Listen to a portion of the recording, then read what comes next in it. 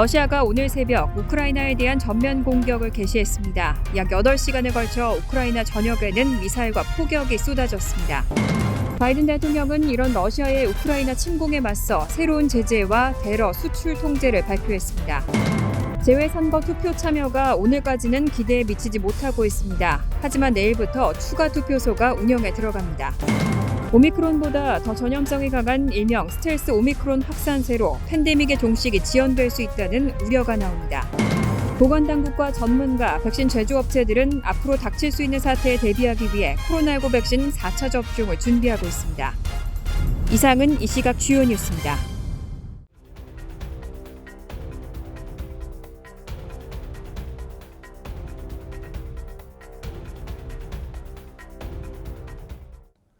시청자 여러분 안녕하십니까? KBS 뉴스입니다.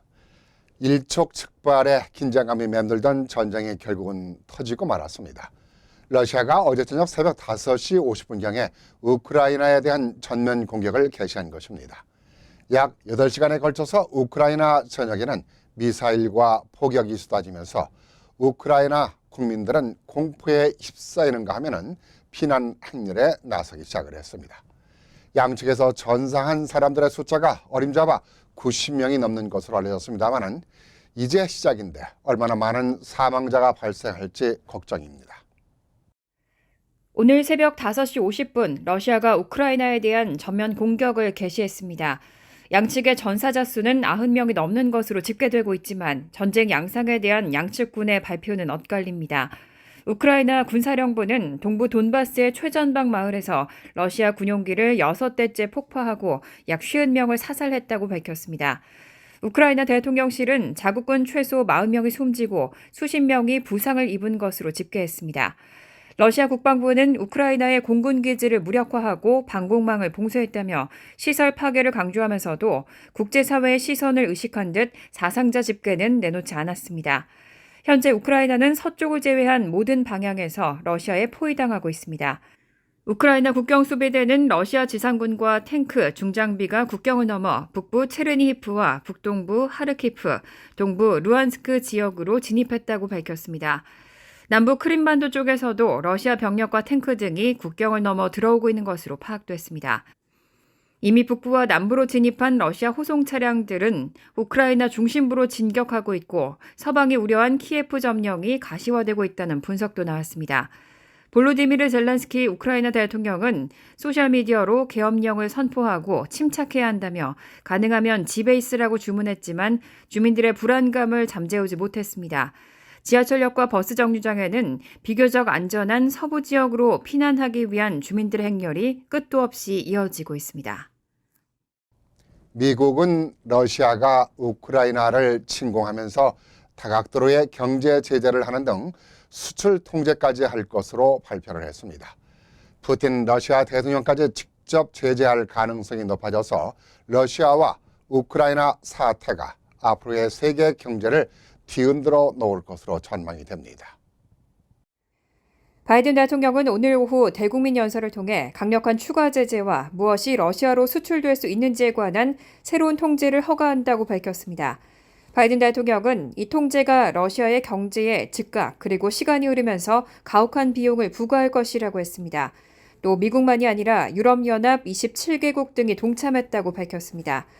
바이든 대통령은 아울러 이날 주요 7개국 정상들과의 화상회의를 거론하고 달러와 유로, 파운드, 엔화를 통한 러시아의 거래 능력을 제한할 것이라고 덧붙였습니다.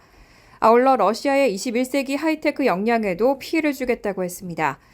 유럽 추가 파병도 밝혔습니다. 바이든 대통령은 연설에서 북대서양 조약기구 대응 일환으로 추가 미국 병력을 독일에 배치하도록 허가한다고 말했습니다. 다만 이날 발표에는 푸틴 대통령에 대한 직접 제재는 포함되지 않았고 관련 질문이 나오자 바이든 대통령은 이는 엄포가 아니고 테이블 위에 있다고 말했습니다. 또 오늘 당장 푸틴 대통령을 제재하지 않는 이유를 묻는 말에는 따로 답하지 않고 푸틴과 대화할 계획은 없다고 말했습니다. 러시아의 우크라이나 침공 충격이 결국은 세계 금융시장을 덮쳤습니다. 각국 주식 가격이 급락하는가 하면은 국제 유가도 배럴당 $100를 넘어섰습니다. 러시아 증시는 33%나 폭락을 해서 모든 시장의 거래가 중단되기도 했습니다. 먼저 장을 마감한 한국 코스피는 전장보다 70.73포인트 떨어진 2648.80의 장을 마쳤고, 일본 니케이 지수는 2020년 11월 이후 처음으로 26,000선이 무너지면서 1.81% 하락한 25,970.82에 마감했습니다. 중국 상하이 지수도 장중 한때 2% 이상 떨어졌다가 1.70% 하락으로 거래를 마쳤고, 홍콩 항생 지수는 3.22% 급락했습니다. 반면 오전 급락장으로 시작한 뉴욕 증시는 오후 들어 반등에 성공하면서 주요 지수가 상승한 가운데 장을 마감했습니다. 스탠더드 앤 푸어스 500 지수는 1.5% 상승했고, 다우는 0.28%, 나스닥은 3.34% 상승했습니다. 국제 유가는 5% 이상 상승했습니다. 브렌트유 선물 가격은 2014년 이후 처음으로 배럴당 $100를 넘었고, 서부 텍사스산 원유도 이날 배럴당 92.1달러로 상승했습니다. 한편 러시아 증시의 대표 지수인 모엑스 지수는 전 거래일보다 33% 폭락했습니다. 블룸버그 통신은 세계 증시 역사상 5번째 낙폭이라고 전했습니다. AFP 통신은 모스크바 증권거래소가 이날 모든 시장의 거래가 중단됐다고 웹사이트에서 발표했다며 거래 재개 시점은 추후 발표될 예정이라고 밝혔습니다. 재선거 투표 참여가 오늘까지는 기대에 미치지 못하고 있습니다. 하지만 내일부터 추가 투표소가 운영에 들어가면 더 많은 유권자들의 투표 참여가 기대가 되고 있습니다. 20대 대선 재외선거 이틀째인 오늘도 투표소를 찾는 발길들이 이어졌습니다. 어제 첫날 293명에 이어 오늘은 253명이 투표에 참여했습니다. 뉴욕 투표소 등록 유권자 9,123명 중 546명이 투표를 마쳐 누적 투표율은 5.98%를 기록했습니다. 내일부터는 투표 참여가 늘어날 것으로 예상됩니다. 뉴욕 베이사이드, 뉴저지 팰리세이즈 파크와 테너플라이 등 3곳의 추가 투표소가 운영에 들어갑니다. 뉴욕 선관위는 오늘 3곳의 추가 투표소 설치 작업을 마치고 내일 있을 투표에 만전을 기했습니다. 추가 투표소는 내일부터 27일까지 운영되고 투표 시간은 오전 8시부터 오후 5시까지입니다. 더 전염성이 강한 오미크론 변이, 일명 스텔스 오미크론 확산세가 심상치가 않습니다. 스텔스 오미크론 변이는 최근 전 세계 코로나 감염의 3분의 1 이상을 차지하고 있는데요. 오랫동안 기대해온 팬데믹의 종식이 지연될 수 있다는 우려가 나오고 있어서 걱정입니다. 스텔스 오미크론으로 알려진 전염성이 더 강한 오미크론 변이가 급증하면서 전 세계 코로나19 감염의 3분의 1 이상을 차지하고 있습니다. 보건당국은 이 스텔스 오미크론이 최근 유럽, 일본 등 일부 지역에서 최고조에 달한 코로나19 파동의 지속을 연장할 것으로 우려하고 있습니다. 세계보건기구의 전염병학자 마리아 반 케르코브는 오미크론 변이의 정점들이 얼마나 빨리 올라가는지 또 어떻게 내려오는지 지켜보고 있다며 사례가 감소하는 경우에도 감소 추세가 늦어지는지 아니면 다시 증가세로 돌아서는지 지켜봐야 한다고 말했습니다. 질병통제예방센터에 따르면 이 스텔스 오미크론은 지난 6일부터 12일에 일주일 동안 미국 내 코로나19 신규 감염의 3.9%에 불과했습니다. 하지만 덴마크의 경우 지난 1월 말 정점을 찍은 이후 불과 2주 만에 또 다른 정점을 나타내고 있는데 2월 중순을 기준으로는 스텔스 오미크론이 92%를 차지하고 있습니다. 이 변이는 2021년 11월 남아공에서 파동을 일으켰던 오미크론보다 약 30% 더 전염성이 강합니다. 입원하거나 중증 위험성은 기존 오미크론과 거의 동일하지만 감염자가 워낙 많기 때문에 오미크론으로 인한 사망자는 여전히 많습니다. 과학자들은 오미크론에 대응하는 공중보건대책은 예방접종, 백신 추가 접종, 사회적 거리두기와 마스크 착용, 잦은 환기 등 바이러스의 종류에 상관없이 일반적으로 동일하다면서 문제는 전염성이 강한 오미크론 변이의 확산이 규제 완화에 영향을 미치는가 여부라고 지적했습니다. 이런 가운데 보건당국과 전문가 그리고 백신 제조업체들은 앞으로 닥칠 수 있는 사태에 대비하기 위해서 코로나 백신 4차 접종을 준비하고 있습니다. 여러 변이를 아우를 수 있는 새로운 백신 개발에 대한 연구도 진행되고 있는 것으로 알려졌습니다. 앤서니 파우치 국립알레르기 감염병 연구소 소장은 코로나19 백신의 4차 접종이 필요한지에 대해서 매우 조심스럽게 실시간으로 모니터링하고 있다면서 필요하다면 상황 변화에 따라 권고 사항들이 업데이트될 것이라고 말했습니다. 바이든 행정부의 한 고위관리는 연방정부가 광범위한 보장을 제공하는 백신을 찾기 위해 여러 변이의 바이러스들을 아우르는 새로운 백신을 시험할 계획이라고 전했습니다. 또 최종 목표는 다음에 어떤 변이가 오더라도 효과 있는 백신을 준비할 확률을 높이는 것이라고 덧붙였습니다. 다만 면역결핍 환자에게는 이미 4차 접종이 허가됐습니다. 대부분의 사람들의 경우는 3차 접종만으로도 오미크론 변이를 포함해 코로나19에 대해 강력한 보호를 제공받을 수 있을 것으로 보이지만 문제는 입원과 사망에 대한 보호력이 얼마나 오래 지속될 수 있는지 여부입니다. 또 화이자와 모더나는 오미크론 변이를 겨냥한 백신을 시험 중이지만 동물들을 대상으로 한 초기 연구 결과에서는 이 백신이 원래의 코로나19 바이러스를 목표로 했던 백신들만큼 효과와 보호력을 제공하지 못하고 있습니다. 결국 두 번째 추가 접종의 필요성은 코로나19 바이러스가 얼마나 변이를 계속할 것인지에 달려있다는 분석입니다. 스크랩스 리서치의 에릭 토폴 부사장은 원래 백신의 3차 접종이 오미크론 변이의 효과를 나타낸 것은 행운이지만 앞으로 나타날지 모르는 다른 변이에도 행운이 따를 것이라는 보장은 없다고 우려했습니다. 물가가 급등하고 금리가 인상될 것이라는 전망이 나오면서 주택담보대출 금리도 상승을 하고 있습니다. 하지만 대출 신청은 최근 2년 사이에 최소 수준으로 줄어드는 것으로 나타났습니다. 미 모기지 은행협회에 따르면 모기지 신청 규모는 지난주 13.1% 감소해 2019년 12월 이후 가장 작은 수준을 기록했습니다. 새로 대출을 받아 기존 대출을 갚는 리파이낸싱 신청은 일주일 사이 15%, 지난해 같은 기간과 비교해 56% 감소했습니다. 만기 30년 고정금리형 모기지의 평균 계약금리는 4.06%로 1년 전보다 1%포인트 가까이 올랐습니다. 평균 모기지 금액은 45만 200달러로 이번 주에 증가하지 않았지만 사상 최대 규모인 45만 3천 달러에 근접한 수준입니다. CNBC는 미국의 주택가격은 그동안 꾸준히 올랐고 지난해에도 그 상승세가 누그러지지 않았다고 전했습니다.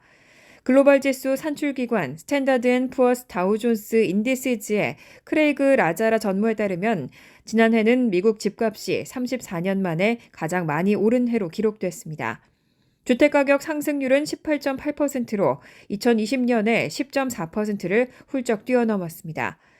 모기지 금리 상승은 일부 주택 구매자들에게 부담으로 작용하기 때문에 구매 수요 감소로 이어질 수 있습니다. 라자라 전무는 모기지 금리 상승의 영향으로 주택가격 상승세가 둔화할 수 있을 것으로 예측했습니다.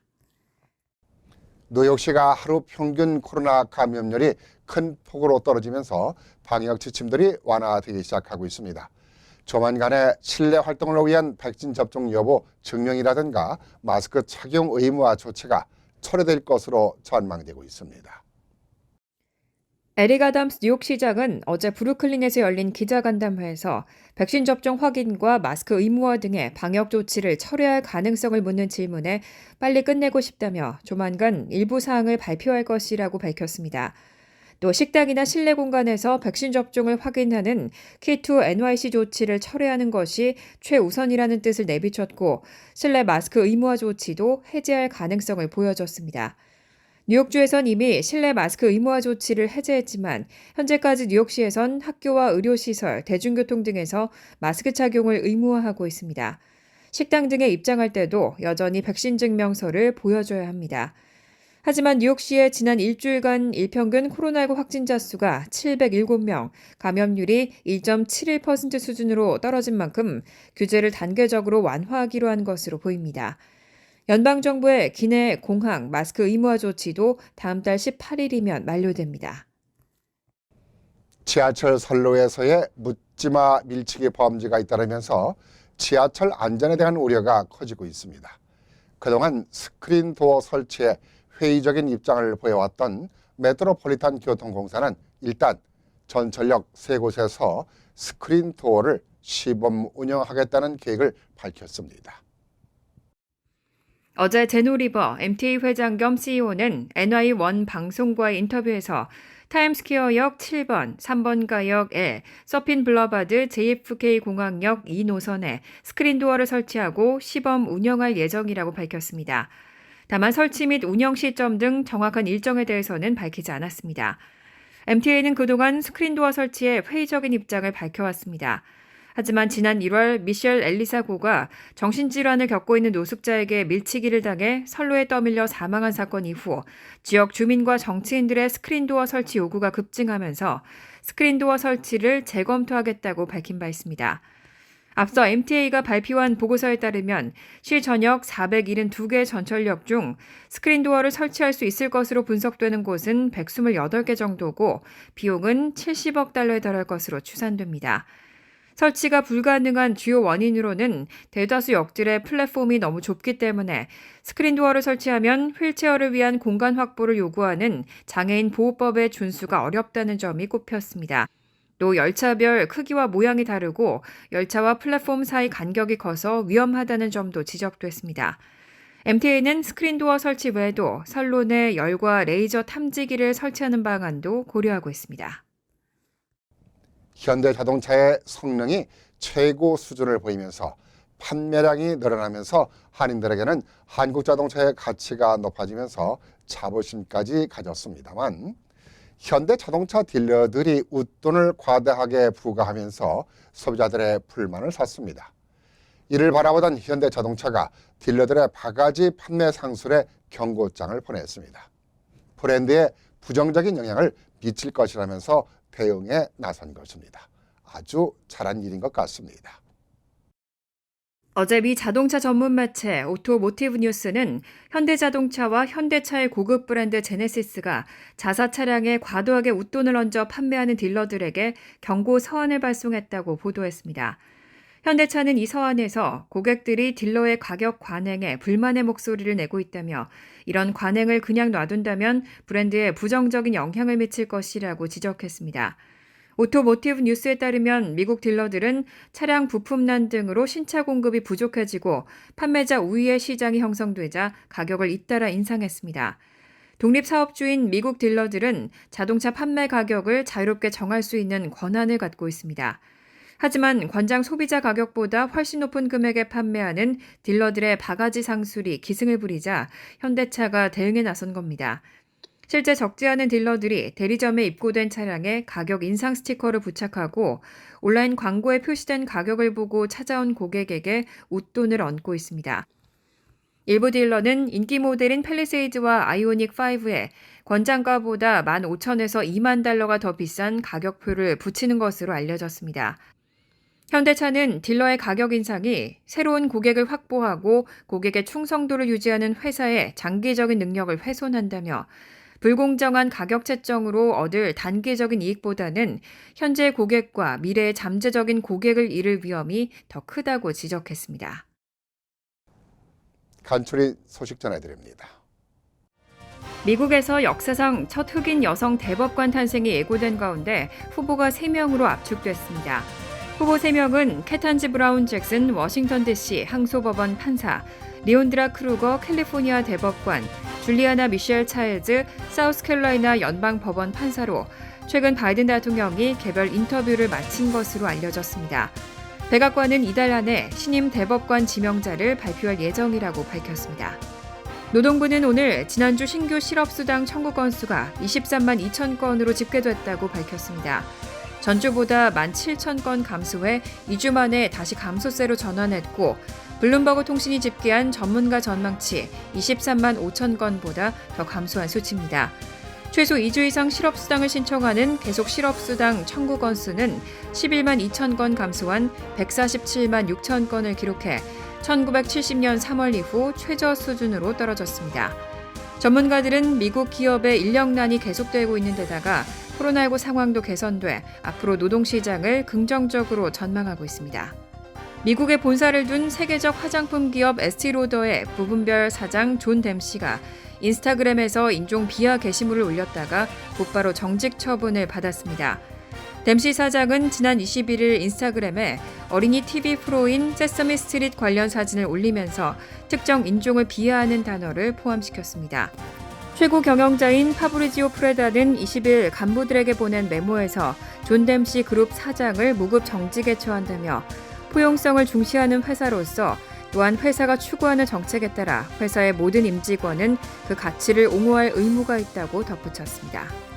시카고 교육청은 관내 조던 커뮤니티 초등학교 졸업생 존 도에게 성폭행 피해 보상금 명목으로 $100만 지급하기로 합의하고 교육위원회의 승인을 얻었다고 밝혔습니다. 자폐 증세 및 학습 장애로 특수교육 대상인 피해자는 2014년 9월 교내 화장실에서 1살 위인 상급생으로부터 성폭행을 당한 것에 대해 2016년 시카고 교육청을 상대로 손해배상을 요구하는 소송을 제기했습니다. 피해자 측 변호인은 특수교육 대상자 보호규정상 복도에 감독관이 대기하고 있어야 했지만 당시 피해 학생이 화장실에 갈 때 성인이 동행하지 않았다며 교육당국에 책임을 주장했습니다.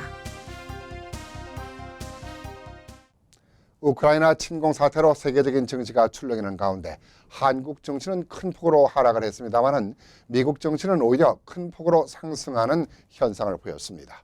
환율은 1200을 넘어섰습니다. 지표 보여드리겠습니다.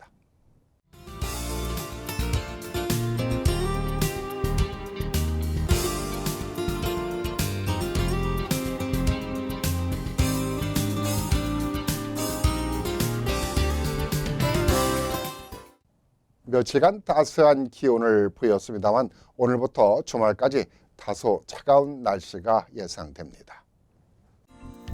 금요일은 때때로 비나 진눈깨비가 내리겠습니다. 낮 최고 기온은 39도, 섭씨 4도, 밤 최저 기온은 23도, 섭씨 영하 5도로 예상됩니다. 토요일은 대체로 화창하겠습니다. 일요일도 화창하겠습니다. 그렇더라도 팬데믹으로 세계 경제가 어려웠습니다마는 러시아가 우크라이나를 침공하면서 불타는 정글에 부채질을 하고 있는 꼴이 되고 있습니다. 세계 경제가 더욱 어려울 것으로 전망이 되는데요. 미국 정부나 오방국들의 합심으로 푸틴과 러시아에 강력한 제재를 가해서 우크라이나의 침공에 대한 전쟁이 더 이상 진전되지 않았으면 합니다. 이 시간 순서를 마치겠습니다. KBN과 즐거운 시간 보내시기 바랍니다. 감사합니다. 미 동부 최대 한인방송 KBN이 제작하는 KBN 뉴스는 웹사이트 mykbn.com 그리고 유튜브와 페이스북에서 다시 보실 수 있습니다. 좋아요, 구독, 알림 설정은 뉴스 제작에 큰 도움이 됩니다.